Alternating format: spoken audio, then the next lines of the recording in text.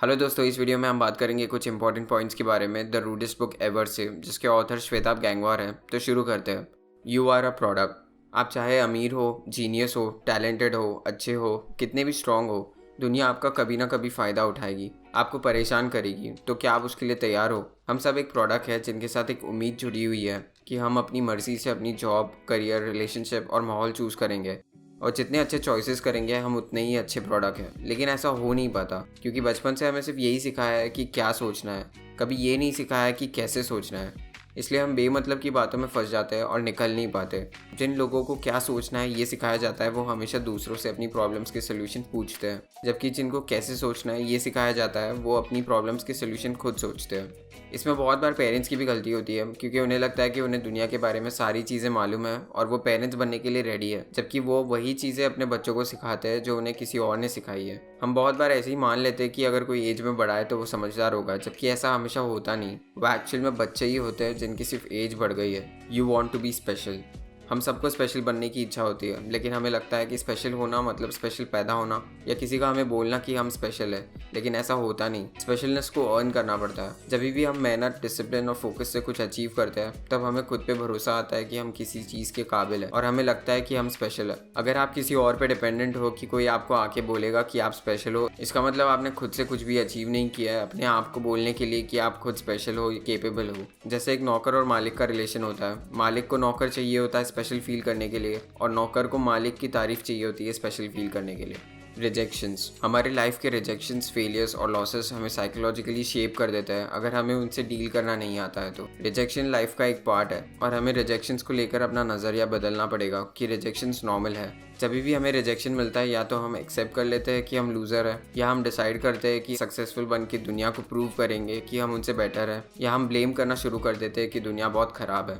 Second point powerful लगता है, लेकिन एक्चुअल में है नहीं, क्योंकि हम सक्सेसफुल बनना चाहते हैं सिर्फ लोगों को प्रूव करने के लिए, और वो भी उन लोगों को प्रूव करने के लिए जिन्हें हमसे कुछ फ़र्क भी नहीं पड़ता। जिन लोगों को पता होता है कि उन्हें लाइफ में क्या करना है, वो खुद को प्रूव करने के लिए सक्सेस अचीव करते हैं। People are weird. अगर आप एक शेर को देखते हो तो आपको डेंजर का सिग्नल मिलता है और लगता है वो अटैक करेगा। अगर आप एक पपी को देखते हो तो आपको लगता है कि वो आपके साथ खेलेगा। वैसे ही आपको लोगों के बारे में क्या लगता है? कभी आपने किसी को कुछ अच्छा करते हुए देखा तो आपको लगता है लोग अच्छे होते हैं, लेकिन अगर आपने किसी के साथ गलत होते हुए देखा तो आपको लगता है कि लोग बहुत ख़राब होते हैं। तो आखिर लोग एक्चुअल में क्या होते हैं? आपको लगेगा कि लोगों को समझना मुश्किल है, लोग मुश्किल होते हैं, लेकिन एक्चुअल में ये हेल्प नहीं करता, क्योंकि ये कुछ भी नहीं बताता है।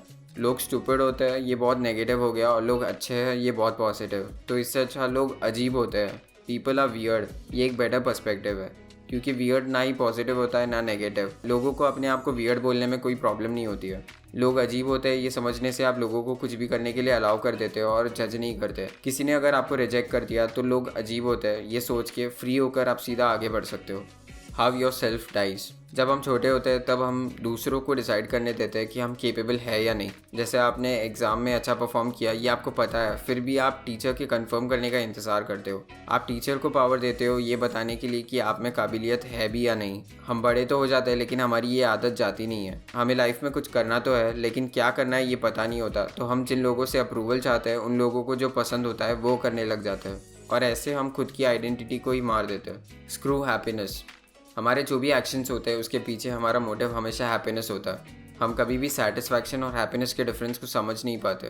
मूवीज़ देखने में, दोस्तों के साथ टाइम स्पेंड करने में, पार्टी करने में हमें हैप्पीनेस तो मिल जाती है, लेकिन सेटिस्फैक्शन नहीं मिलती। सेल्फ सेटिस्फैक्शन को चेज़ करने से ही पीसफुलनेस मिलती है, और अपने आप happiness as a by product मिलता है। एग्जाम्पल, हमें पता तो होता है कि हमें मेहनत करनी चाहिए, फिर भी हम पूरे दिन फ़ोन पे टाइम पास करके और आलस करके निकाल लेते हैं, और फिर बाद में रिग्रेट करते हैं, क्योंकि हम लॉन्ग टर्म सोचने की बजाय मोमेंटरी हैप्पीनेस को चूज़ करते हैं। लाइफ के बेटरमेंट पे काम करने से ज़रूरी नहीं आपको मोमेंटरी हैप्पीनेस मिलेगा, इसलिए हम उसे छोड़ देते हैं। You are a nation. आपको खुद से अप्रूवल और एक्सेप्टेंस पाने के लिए अपने आप को एक नेशन की तरह देखना चाहिए। आप एक नेशन हो, दूसरे लोग दूसरे नेशंस हैं। आपके पेरेंट्स, दोस्त एक्सेट्रा नेबरिंग नेशंस है। आप अपनी नेशन के प्रेसिडेंट हो, और आपके मॉरल कोड्स और रूल्स कॉन्स्टिट्यूशन है। आपका सेल्फ कंट्रोल सिक्योरिटी फोर्स है। सेल्फ रिस्पेक्ट आपके नेशन का हैप्पीनेस इंडेक्स है। डिजायर्स और अर्जेस जो आपके नेशन को नुकसान पहुंचाते हैं वो टेररिस्ट है। ईगो ऑपोजिशन पार्टी है जिसके साथ आपको कभी कभी मिलकर काम करना पड़ेगा।